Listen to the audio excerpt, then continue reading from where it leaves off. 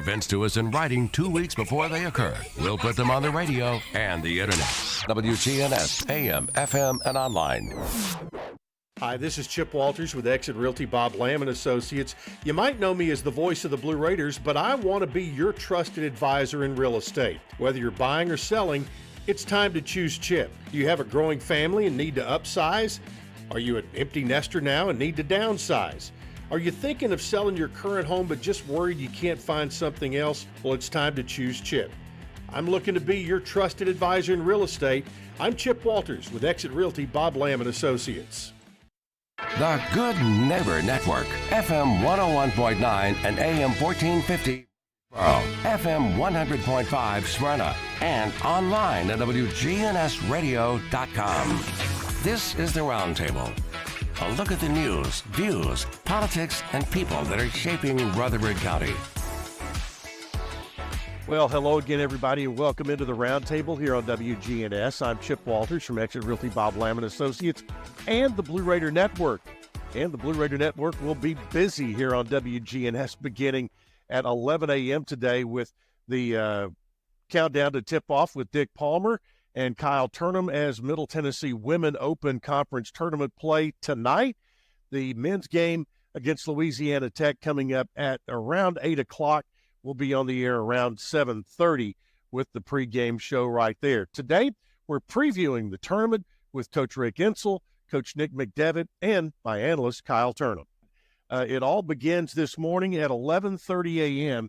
when the Lady Raiders open conference tournament play, and Coach Rick Insell of the Lady Raiders joins us. And, Coach, we will let folks know as we record this just before you leave for Huntsville, we're not exactly sure who your opponent is going to be as we record this, but we'll talk about both of those balls, but mainly about your team because they have certainly been the story in Conference USA and one of the big stories in all of women's basketball this year. It is quite an accomplishment when you can run through a regular season schedule and go undefeated. Well, I'm really proud of our basketball team. And, I think sometimes your conference itself and coaches, we were voted unanimous preseason number one. And I think everybody thought, well, heck, they got 4 starters coming back and they should be and I would have voted us number one too, to be honest with you. I did vote us number one. But there's so much that goes into that, Chip, as you well know. You're around football, basketball, baseball your whole life. When you're voted number one, you got pressure and you got a target on your back from the get-go, from the very first game that you play. And for our team to go on the road 8 times this year in conference and win at the other people's gym and then win your 8 games at home, that's an accomplishment. I mean, really, my hat goes off to our girls because that was tough. And those last 2 or 3 games, if you look at what they did, and I'm not talking about me, I'm talking about them, what they did, our team, the 2 hottest programs in our conference, we still had to play in the same week to finish up the conference. One of them was Liberty. At Liberty, which they've lost 3 games there, I think, in 10 years in the conference. And then we have to play La Tech, which we went into overtime with the first game of the year with La Tech. So it wasn't like, even though we had the conference wrapped up to start last week, there was still pressure on our team to go out and have to perform. And I'm really, really proud of them because they went to Liberty and they played really tough basketball. We came in here early Saturday morning and played really, really a tough basketball game against 2 very good teams Wednesday and Saturday, and I'm really proud of them to finish it up like they did. Yeah, they did it and certainly did it in style. And what's kind of interesting, you don't go super deep on your bench, but as this year has gone along, you closed out games super strong in the fourth quarter. Well, you're right. I mean, we've got a great trainer in Tess. Tess does a good job getting our team ready, keeping them in shape, getting them strong, and it's paid off. Now, we really, a lot of people talk about, we don't really use some of our people, but here's again, our fans don't know, and I think you do know. In the net rankings, you can't afford to drop from a 20 to 21 point game. You're leading, and you've got 4 minutes to go, and you're going to get points in the net ranking to stay right where you're at, or you can sub and get it down where you get an 8-point win and you get penalized. And that's what the net rankings do to you. They penalize you for that. So our thing is we have young ladies, which is coming off the bench doing a good job for us. Sifa is coming off the bench doing a good job for us. I think Gracie Dodgen and Gracie Hamby both could come in and do what we needed to do. Jada Grantham has been with us now 3 or 4 years. I trust her as much as anybody on the team. So if we got right down to the nitty-gritty, we do have some people that can play. And I didn't play them, and it came back to the net. And I think you've seen that nationwide now where some of the men's coaches are talking about it penalizes the good teams because we have to stay where we're at in order to keep those net points. Now we're sitting at 39 in the net. So we got a chance to get an at-large bid if something was to happen. Somebody go down with an ankle or something like that, So, we've done our job. We've won the conference. We've got a good net ranking. Now we need to go to Huntsville and take care of business. Absolutely.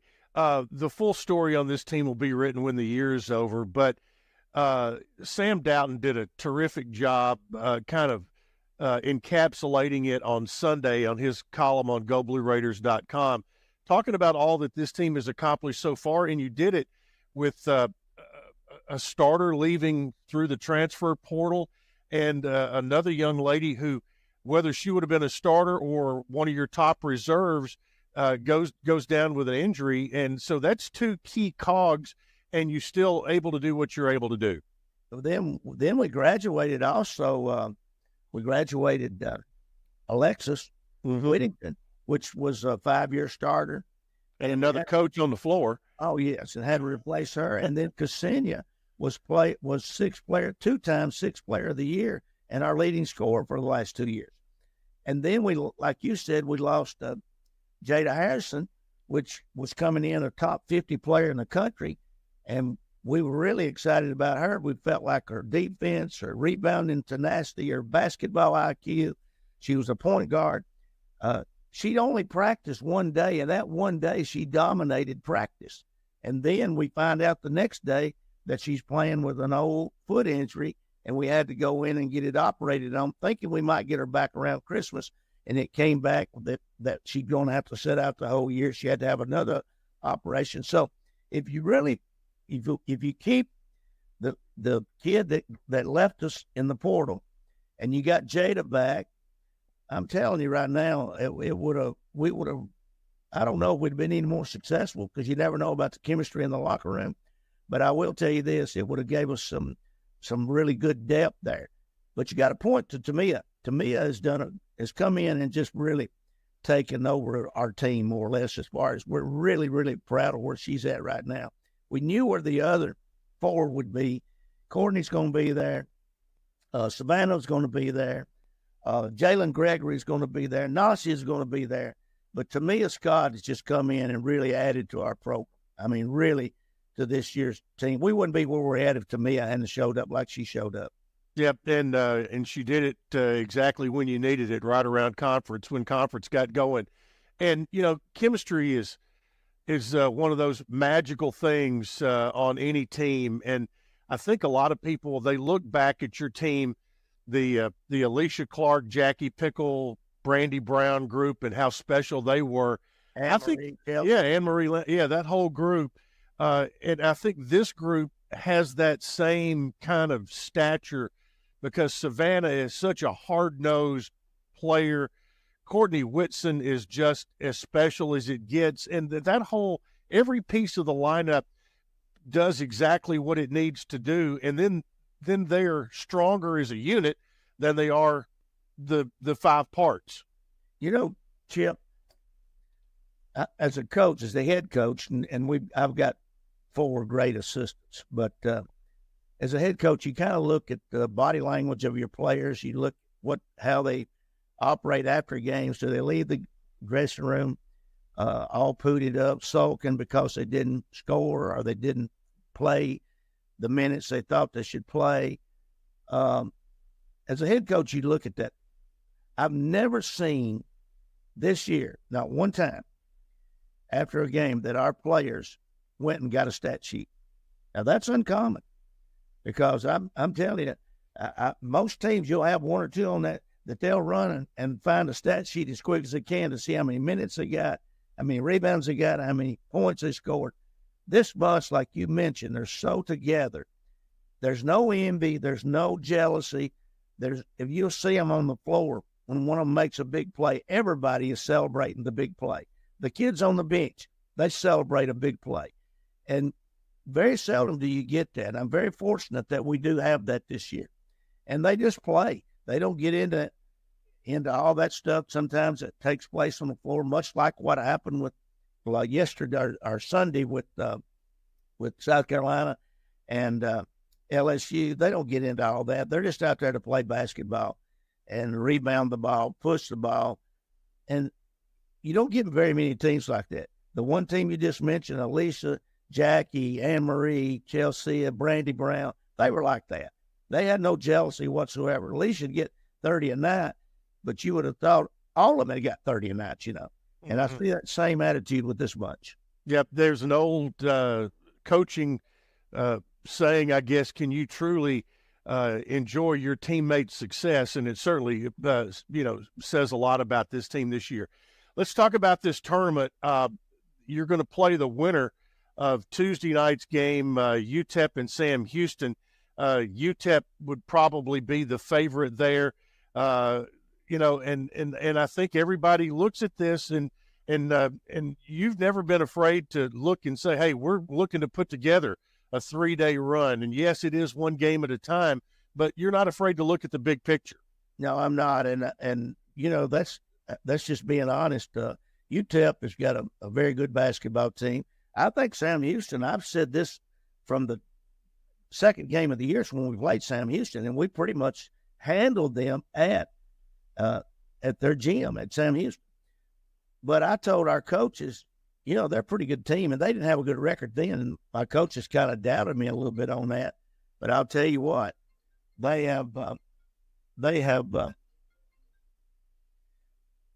come back. They beat Western, and then they beat somebody else. And I'm telling you right now, they played us close last week or 2 weeks ago. They played us close at home. I think at halftime it might have been a 9 or 10 point game. Now we pushed it all out, like you said, the fourth quarter. But I think at halftime it's a 9 or 10 point game. So they've got a team that's capable of pulling an upset there with UTEP. I think they played a couple of times this year, and maybe UTEP's beat them both times. But I think it was close one time. So, who knows? When you go to a tournament, sometimes your players are ready to hang it up, and it's kind of like, trying to push a rope. It's tough. And then sometimes, I've said this all along. I know I'm skipping around, and I went through this in high school. It's not necessarily the best team that wins a state championship or that wins a conference championship. It's the team that's playing the best. And we're in that this year. If we go into that and we play good there, we're going to win the we're going to win this tournament. But if we go in there and you got a Liberty that starts, they've been playing pretty good. They've won like 7 or 8 in a row. We beat them the other day. And then you got a La Tech, which we beat the other day, won 4 or 5 in a row. If those guys fire it up, and then you still got an FIU there down in that lower bracket that just beat the holy heck out of UTEP. So last Thursday, I think FIU beat them 30. So, you got some teams there that if they really start showing up there in the tournament, they got a chance to challenge us. I know team chemistry and how they play is one thing, but from just the makeup of their squad, which one of those out of the lower bracket concerns you the most? Really, I don't. Liberty's got some size and they got some shooters, and we've been able to contain those both times we played them. They're very well coached by Kerry. So, they're a good team. FIU is more athletic than anybody in the conference. They had a couple of young ladies go down that really hurt their team, but you know what they did? They stepped it up and started playing better. They're more athletic than anybody around. New Mexico State, they hadn't played us good either game, but they beat an FIU at FIU Saturday after they got beat at their place by Jacksonville State, which is in our side. So who knows? I mean, I would say that's a toss-up down there. If New Mexico State can put two games together, they could be in the finals. If FIU comes and really uses their athleticism, they could be in the finals. And Liberty, they've got a team that at times has been very dominant. But and who knows about that? But I'd say in our side that La Tech is playing pretty good right now. So if I had to say, I don't want to jinx us, but with La Tech playing as good as they're playing right now, I'd say you're going to see another rematch maybe Friday with us and La Tech. All right. Well, as you take the floor today, you're going to be the only team in Conference USA that has played in this arena, and that was part of the whole deal, I guess, putting the game with Tennessee together is to play in Huntsville is to do exactly that and try to get that extra bit of experience. Well, we wanted to feel good about ourselves when we went down there, and it couldn't have been scripted any better. How much better can you feel about yourself when you beat a Tennessee there on that floor? And that was big. But I will tell you this: everybody better wear a sweat top. It gets, including you, because you're going to be in there most of the day. I got wool socks. I got my wool socks packed. You probably need them because I'm telling you, it gets pretty cold on that floors. They place it up on top of their hockey, the ice for the hockey team. So, it's going to be a little chilly in there. All right, Coach. Wish you all the best of luck, and let's have a great 3-day run. Same to you, Chip, and we appreciate what you do. Thank you very much. All right, Coach Rick Insel joins us as we preview the Conference USA tournament here on the Roundtable. We'll take a timeout. Back with more here on WGNS. As a leader in environmental services, sustainability is deeply integrated into our business model. At Middle Point Landfill, we are environmentalists at heart. We use a cutting-edge technology in combination with our deep experience in recycling and waste services to protect our environment and our neighbors. That's our job, and that's our promise. This is Mike Klassen with Middle Point Landfill. We invite you to learn more about us at middlepointlandfill.com. Republic Services. We are sustainability in action. Boots, Boots, Boots. French's Shoes and Boots is your hometown store for the latest in Southern style and unbeatable prices. French's famous bargain racks are loaded with deals on name brand footwear priced 70 to 90% below retail. Come see why French's has been Tennessee's favorite place to shop since 1903. Find that new favorite pair you'll be proud to wear at French's Shoes and Boots. Shop at French's Shoes and Boots. 1837 South Church Street in Murfreesboro. Well, we knew about Adams Place from the time it was first built. Margaret Ordubadian. I remember Dr. Carl Adams and Jenny May, and so we were really familiar with this place. We had one friend who moved in immediately when it was built, and we didn't consider any other place. We just knew this was it. I'm Terry Deal. Call me about Adams Place. Phone 615-904-9111. Memorial Boulevard, across from Walmart. This is Good Neighbor Events with Bart Walker. Brought to you by the law offices of John Day and AmeriCare Pest Control. This is a paid legal ad. When a family member is lost as a result of someone else's negligence, the grief can be unbearable. It also leaves you with a lot of questions like, how did this happen? Who's responsible? And is my family going to be okay? That's a lot to go through, but with the law offices of John Day on your side, you don't have to go through any of it alone. We understand what you're going through, and we have the experience to get the answers, justice, and compensation your family deserves. Call the law offices of John Day. Now WGNS Good Neighbor Events. There's a pancake breakfast at Christiana Middle School this Saturday morning, and it all benefits the archery team. Again, the pancake breakfast is 8 to 11 this Saturday morning at Christiana Middle School. Also Saturday, the Tennessee Philharmonic Orchestra invites you to a free concert Saturday morning at 11 at Bel Air Baptist Church. It's the Music Excellence Award Concert, and celebrating students from Rutherford County schools. Again, that's 11 o'clock Saturday morning at Bel Air Baptist Church. Also this Saturday, the Teen Wellness Fest at the Patterson Community Center. Food, music, and prizes. Don't miss the Teen Wellness Fest, 11 until 2 this Saturday at the Patterson Community Center. Oh, don't forget, this is the final weekend for Riverdale High School Theater's The Little Mermaid. Be sure and donate your art and craft supplies to be used by adults with intellectual disabilities. Drop them off this Saturday at the Lane Agri Park. And those are WGNS Good Neighbor events. Rutherford weather. Skies become mostly sunny this afternoon with a high in the mid-70s. Winds out of the south at 5 to 10 miles per hour. Tonight, mostly clear, low near 54. I'm meteorologist Jennifer Vujicic on News Radio WGNS. Currently, it's 47. Broadcasting from the Middle Tennessee Electric Studios, MTE has provided light, comfort, and connection to our community since 1936. As your trusted energy advisor, MTE is always here to help. Connect online or download the My MTE app. This is the Roundtable from News Radio WGNS on FM 101.9 and AM 1450 Murfreesboro, FM 100.5 Smyrna, and worldwide at WGNSradio.com.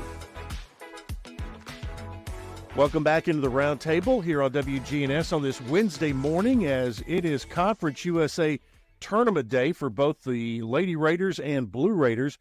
Coming up at 11 o'clock here on WGNS, you'll have the pregame show for the Lady Raider quarterfinal matchup, tip-off at 11:30. Then tonight at 7:30, Kyle Tournament and I will be back on the air with the men's game as they will take on Louisiana Tech. Tip-off scheduled at 8 o'clock. We'll see if that exactly holds up.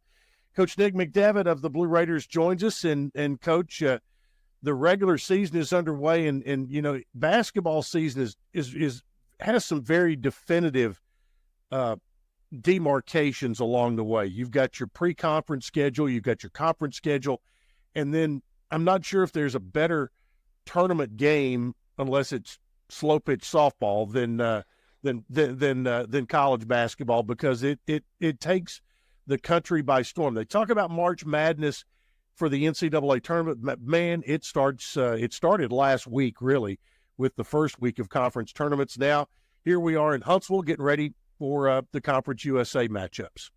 There's no doubt about it, Chip. When March rolls around, you can just start feeling the difference in the magnitude of the games, and it takes another level once you get into tournament play. Obviously, a lot of conference tournaments around the country have already began.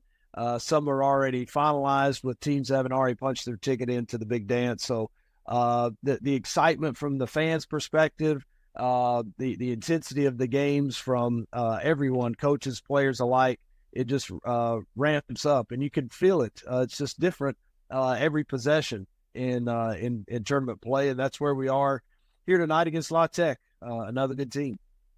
What made you fall in love with college basketball?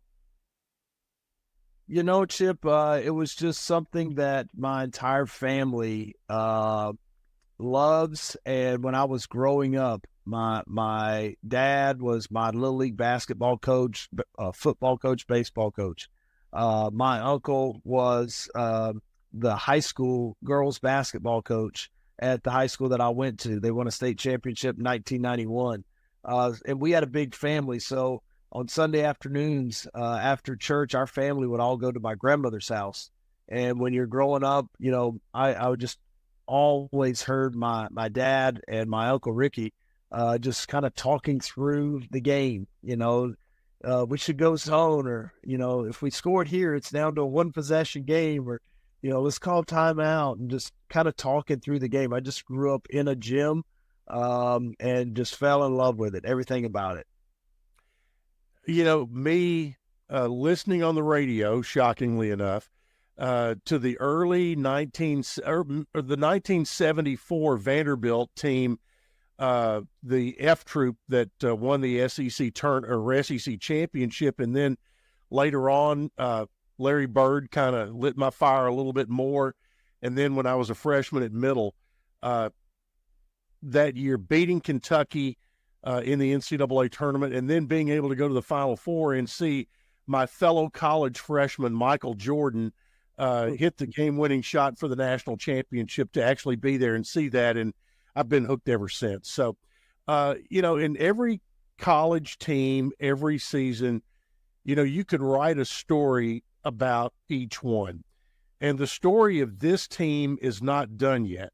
But, man, there have been some dramatic chapters in the story of this team for 23-24. There's probably not a better way to describe it, Chip. It's been fun, hard, challenging, tough moments, fun moments. It's been a roller coaster of emotion for a lot of players. You start the season with your summer workouts and a trip to Italy. There's a lot of preseason expectation and hype around our team. And then there's the injury that we've spoken of that ends Cam Weston's season and, set us back and kind of had us on a tailspin. And then a couple weeks later, Josh Agundale goes down. And, at the same time, you're trying to keep a level head because you're in the thick of it. And, we had some nice wins with ending the season with a 6-game home winning streak, obviously beating our rival in Western Kentucky.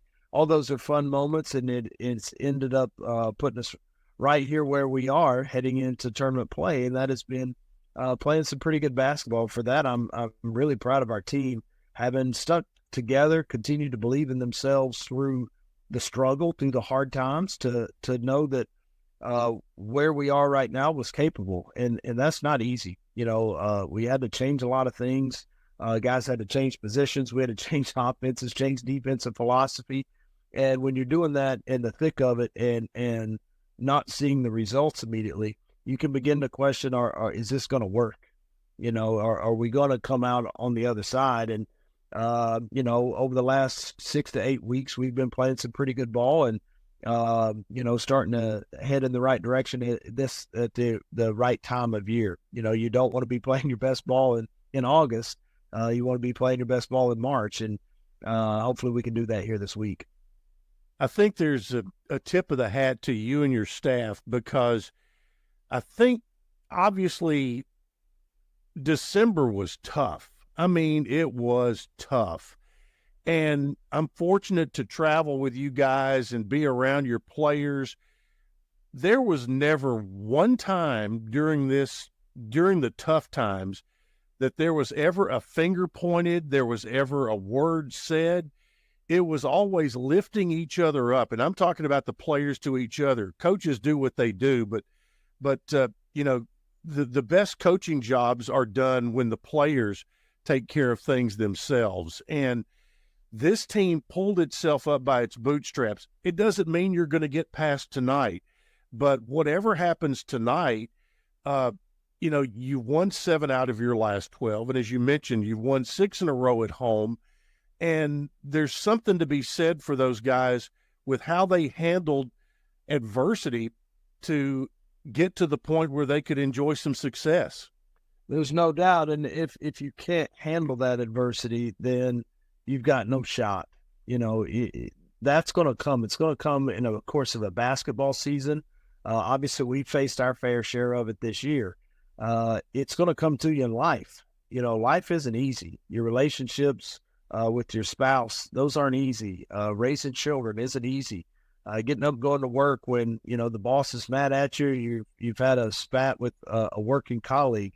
It's not easy, but the day tomorrow is coming, and there's a job to do. You've got your professional job, you've got a personal job that has to get done. If you want to enjoy any success at your work or with your personal life. And that is the case with basketball. Like, there's going to be some adversity. You're going to have some bad games. You're going to have some tough months and tough weeks, injury.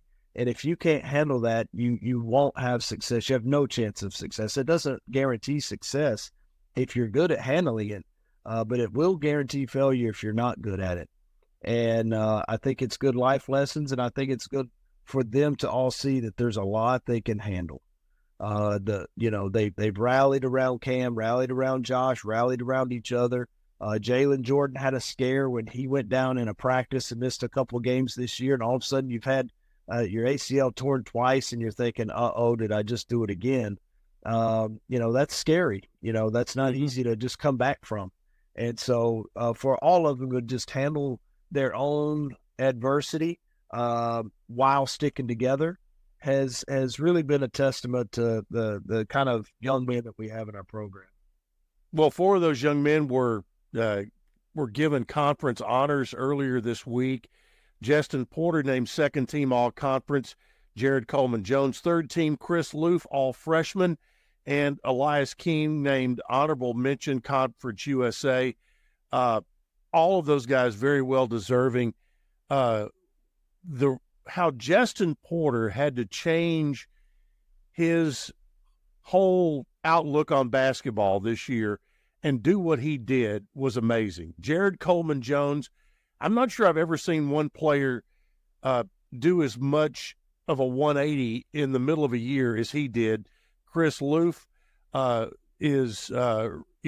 came on strong when he was asked to come on strong. And then you've got Elias King, who was a preseason all-conference player and lived up to those expectations. Proud of each and every one of them, and their stories have all been different. Jared, as you said, his growth over the last half of the season was terrific. We changed some of the things we were doing offensively. He handled those very, very well. Had, I don't know, Chip, you would know better than me, about 6 or 7 double-doubles down the stretch. Was a really impactful player in this league, and it's going to continue to be. Justin Porter, if you just performed at the level that he did and not had faced any adversity, you give a tip of the cap to him.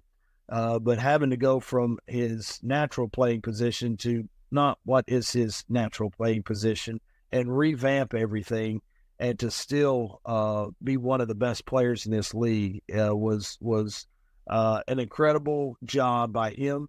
And the other two, Elias King continues to show that he can be a force in this league. It'll be important for him to play well this week. And Chris Loof was kind of thrown in the fire. He was getting some minutes early, and then all of a sudden when Josh went down, he was asked to take on a more prominent game day role. And he answered the call, and all 4 of those young men got postseason accolades that were well-deserved. Absolutely, and for the old head coach, 3 of the 4 return next year, which is a great nucleus to work around when you've got 3 guys who have got all-conference honors. The matchup with Louisiana Tech tonight, I'm not sure could be a more challenging matchup within Conference USA, but, hey, you're going to have to play them somewhere along the way if you're going to get to where you want to be. And the other part of it is, it's going to be kind of a home game for you because there's a lot of Blue Raider fans who are going to be in Huntsville, and your guys have proven already that, number one, they can hang in there with the team that was, finished up number 2 in the league, and also that you play well in front of your home folks. We definitely play well in front of our home folks. We're excited about that, and having Huntsville host this tournament is something that we've been very excited about since the decision was made to move it here, and we're really looking forward to the game tonight, and hopefully we can advance and have all of Murfreesboro down here this weekend on Friday and Saturday, pulling for ourselves as well as our ladies team. What an incredible year that they have had. But yeah, we're looking forward to it. It is a tough matchup with La Tech. They've got 2 of the better players in our league, both first-team all-league guys, and Isaiah Crawford and Daniel Bacho. Isaiah Crawford getting Player of the Year and Defensive Player of the Year. So they're a handful. They're really, really good. They're balanced. That's their starting 4 and 5 men, but they've got a really good point guard in Sean Newman and a shooter and Talik Chavez that kind of rounds out the balance of their team. it just makes them hard. If you overhelp in the post, they've got shooters around them. If you don't help off of some of the shooters, they're two bigs, they're two first-team all-league guys. And so it makes them difficult to defend and prepare for, and you just got to get a lot of stuff right defensively. But I think our guys are up for the challenge. They know that obviously we've played them twice and come up short both times. So our preparation had to tick up a little bit. Our concentration will have to be on point during the game. We don't have to play perfect, but a B level game isn't going to get it done against La Tech. We've got to play well. All right, we're going to need all the Blue Raider fans on deck tonight down at Probst Arena in Huntsville, Alabama. Nick, thanks so much for taking some time in what is a very, very busy week for you. Absolutely. Glad to do it. Thanks, Chip. All right, Nick McDevitt, the head coach of the Middle Tennessee Blue Raiders. We'll take a timeout. My radio partner, Kyle Turnham, will join me, and we'll take a look at the brackets for both the ladies and the Blue Raider men coming up after this, right here on WGNS.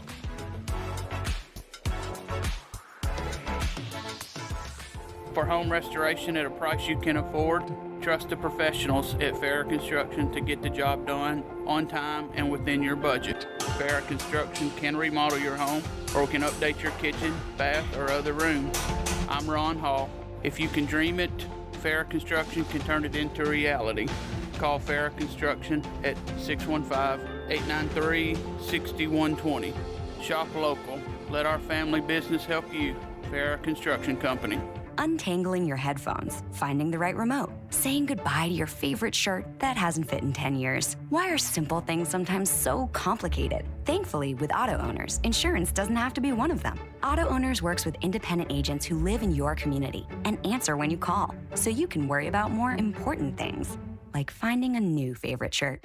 That's simple human sense. Rayburn Insurance in Smyrna. Come see me, Rick Hall, at Rayburn Insurance in downtown Smyrna today. Online at rayburn.net. This is Kim Dunaway from Sunshine Nutrition Center. You hear me on Monday mornings at 7:20 talking about how to lead a healthier lifestyle. We carry supplements, personal care, and grocery items at both our Murfreesboro and Smyrna locations, family owned and operated since 1989. Here at Bud's Tire, we make buying Michelin tires simpler. I'm Allison Mitchell with Bud's Tire Pros. We offer a straightforward approach to service, including nationwide warranties with every purchase. Stop in today to see our full lineup of Michelin and BF Goodrich tires. For whatever you drive, Michelin and BF Goodrich have a tire to fit any need. Bud's Tire Pros, hassle-free, guaranteed. We're located on East Main Street, exactly 3 miles from the town square, 1 mile past Rutherford Boulevard. Visit us online at budstirepros.tn.com. Del Walmsley and the Wealth Cycle. This is the wealth cycle that I've taught for 30 years. Buy one house, 10 houses, an apartment, 2 apartments, 8, 20, 500 units, 1,000 units, 2,000, 5,000 units. And as you keep putting the money and the profits back in, you become one of those rich people, and much quicker than you'd even believe. Learn Del's Wealth Cycle at GiveMeTotalFreedom.com. Use promo code 2023. Save 60%. Code 2023. GiveMeTotalFreedom.com. GiveMeTotalFreedom.com. Bell Jewelers reminds you that it's spring cleaning time. Look through their jewelry, and there may be styles that you don't necessarily wear anymore. Bring them to us here at Bell Jewelers. We'll buy the gold that you don't want anymore. We can take the stones and reset them into a more current piece. Come to Bell Jewelers and we'll help create a special piece just for you. Bell Jewelers, 821 Northwest Broad Street, across from Toots. This is the Roundtable from News Radio WGNS on FM 101.9 and AM 1450 Murfreesboro, FM 100.5 Smyrna, and worldwide at WGNSradio.com. Welcome back into the Roundtable on this Wednesday morning. Chip Walters with you from Exit Realty Bob Lamb & Associates and the Blue Raider Network. And today we are previewing the Conference USA Tournament, which, as you listen to this, is already underway, which it got underway last night. And so, full disclosure, we are recording this prior to those first-round games. But as far as Middle Tennessee fans are concerned, today is the first round because in just a couple of hours, the Lady Raiders will be opening their quarterfinal matchup with either UTEP or their matchup either with UTEP or who we got there, Kyle? Sam Houston. Yep, Sam Houston. UTEP or Sam Houston.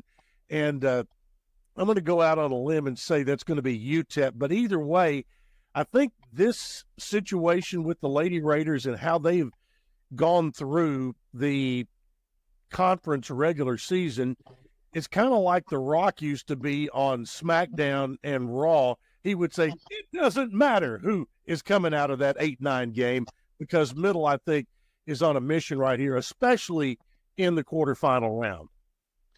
Well, I don't think there's any question about it. If you want to use the word dominance, I think it certainly fits the Lady Raiders in terms of what they've done in the conference, not only going undefeated, but the fact that they only had one game that was decided in single digits, and that was the first game at Louisiana Tech that they won by 3. Obviously, they came back and won in double figures in that matchup at Murphy Center.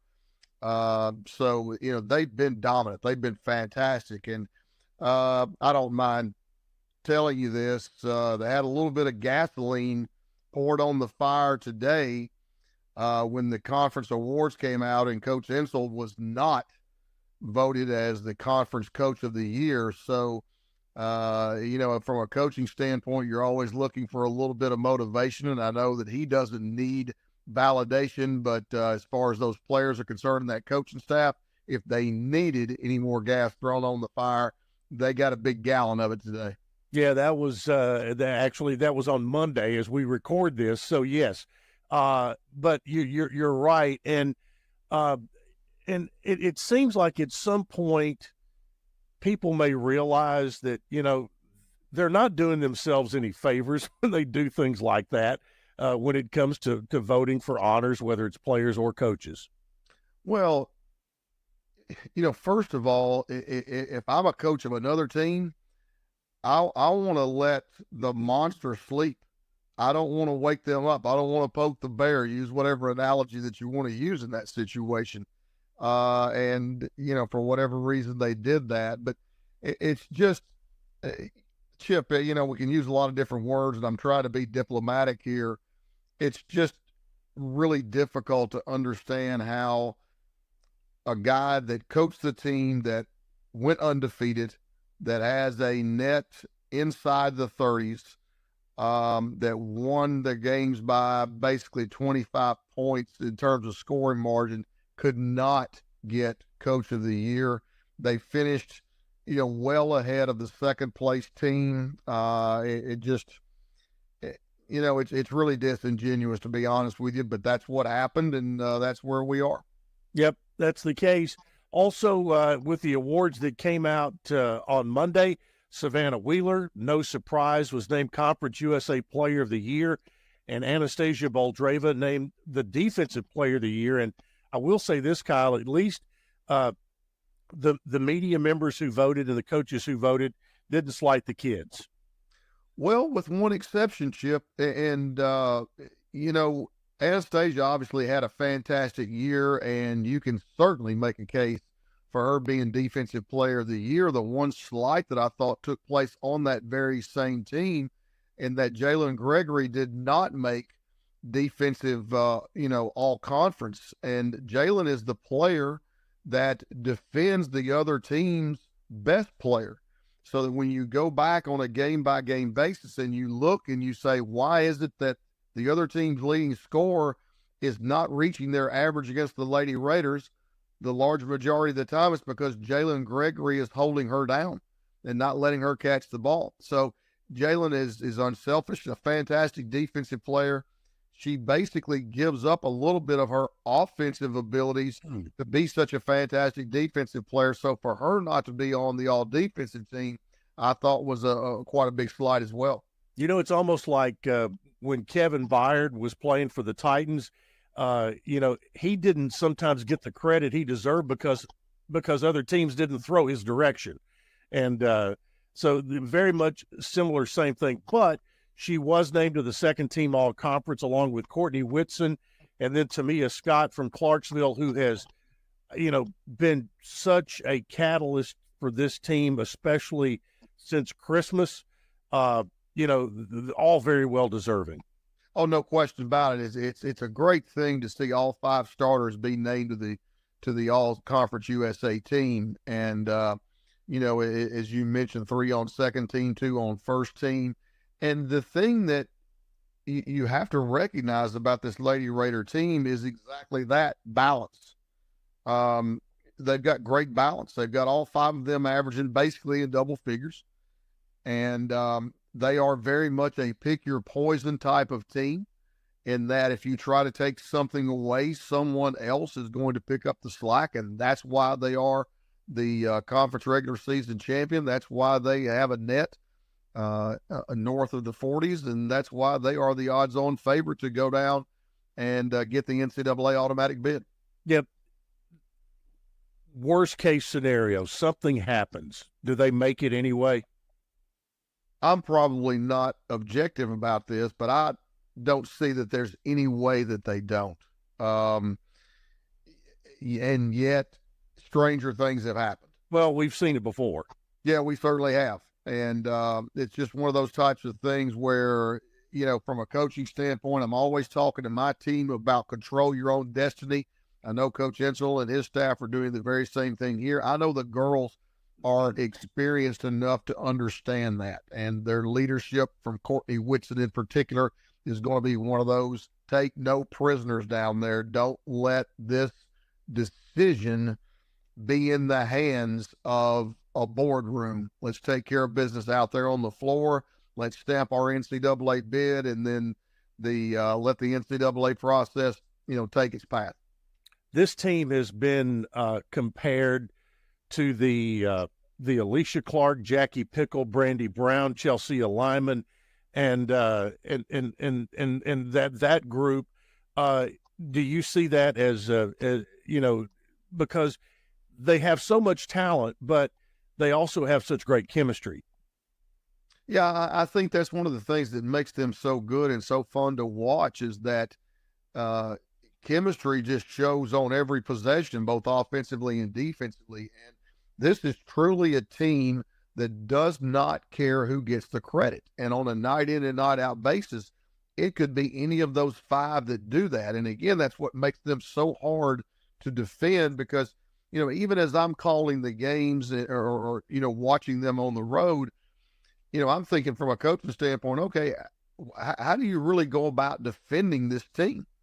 And I think, it starts with Anastasia, certainly, but if you go try to double down on Anastasia, you're leaving somebody open. And this is a team, obviously, that has players that can really shoot the 3 ball well. I totally agree with you in that the emergence of Tamia Scott has been a real positive for this team, because she is a player that you can say, here's the ball, go score. She's very much underrated as a 3-point shooter, so if you back off of her, she can bury the 3, but she can also put the ball on the floor and create for herself, and she gives a unique line of strategy for Coach Insel and his staff, that here's the ball, boom, go get it, let's go score. All right, let's switch over to the men's side. Also, Conference USA announced their postseason awards, and 4 Blue Raiders picked up honors there. Justin Porter named second team all-conference. Jared Coleman-Jones, third team. Chris Loof, all-freshman. And Elias King named honorable mention all-conference USA. If you're a Blue Raider basketball fan, the really great news about that is 3 of those 4 are scheduled to be back on the roster next year. Well, I will say this, and again, I'm not the most objective person as it relates to our teams. I think you can make an argument, while not most valuable player in the conference, it would be very difficult to show me a more valuable player to his team than Justin Porter has been to the Blue Raiders. When you take the situation that he was thrust into when Cam Weston went down, that was a lot of pressure to put on a young man, and basically he has, by and large, put this team on his back on so many occasions, and has lifted the level of this team to where down the stretch they were playing their best basketball. And this was a guy that rarely ever came off the floor, because number one, they needed him to be out there. Number 2, he was just that productive. So really, really happy for him, obviously. And anytime that you see a freshman like Chris Loof that has developed over the course of the season, once again, thrust into a unique situation. He was going to be the third post player before Josh got hurt. Then when Josh got hurt, he got baptism by fire and moved into the second spot. And I think that you and I have both seen his development over the course of the year. And if you look at his progress and you start thinking about it exponentially, if he can raise his game exponentially as he did this year, sky's the limit for him. Already a crowd favorite at Murphy Center. They like the Red Rocket, no question about it. The other really amazing story of those guys, and I'm not slighting Elias King at all, because he was a preseason all-conference player, and he got that. He became a postseason all-conference player. But how Jared Coleman-Jones changed his game mid-year, that you just don't see that from an upperclassman that often. No, you really don't. And you're right. I mean, the emergence started after January the 1st. And all of a sudden, a light bulb went off with him, and he became that interior presence that elevated the team. And because of the way that they run their offense in particular, so many things go through him. He had large shoes to fill. I mean, he's taken DeAndre Dishman's role, and DeAndre was such an incredible part of not only the Blue Raider defense, but also the Blue Raider offense. An unbelievable passer, low post scorer. And Jared goes about things a little bit differently. Obviously a better three-point shooter, a little bit more of a mid-range scorer, but has really elevated his game as well. See, this team will be remembered for a lot of things, and they're remembered for a lot of things that had to go through. But I think the one thing that I'll take away, no matter what this team does, if tonight is the end of the line or if it is somewhere down the road, is that there were some dark days after Cam Weston's injury, and they found a way, coaching staff and players, to persevere and not only survive, but thrive down the stretch, winning 7 of their last 12. I don't think there's any question. I mean, when you lose a player of that magnitude, it impacts your team, particularly when you're playing the position that Cam played and your role in that offense and defense is such.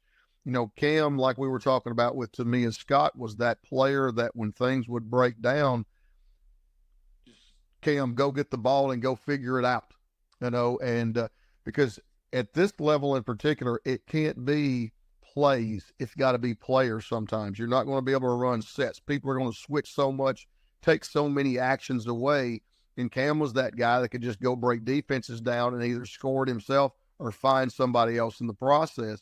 He goes down, and, you know, Justin had to basically, again, baptism by fire. He had to grow up in that role, recognizing that if he got hurt, got in foul trouble, anything along those lines, the drop-off from him to whoever took that role was long. And you know, you talk about emergence.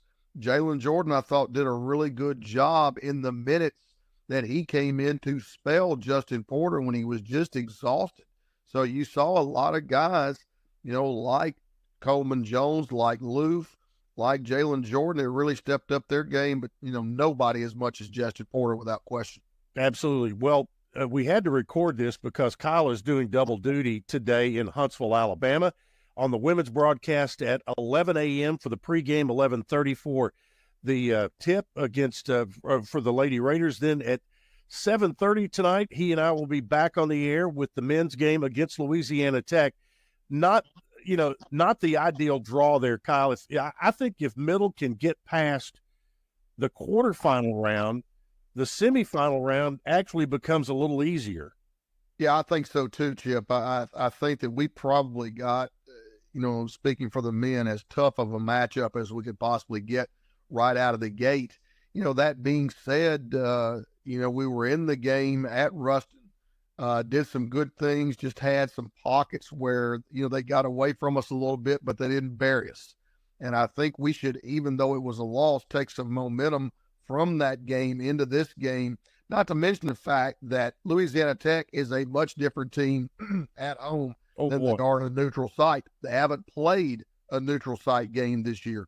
So it will be interesting to see how they respond to that as well. But it's a great opportunity for the men to, like you said, get a win here. And the one thing that I like about that situation, Chip, is, you know, you win that first game and you get a little bit of momentum, but we also would get a day off.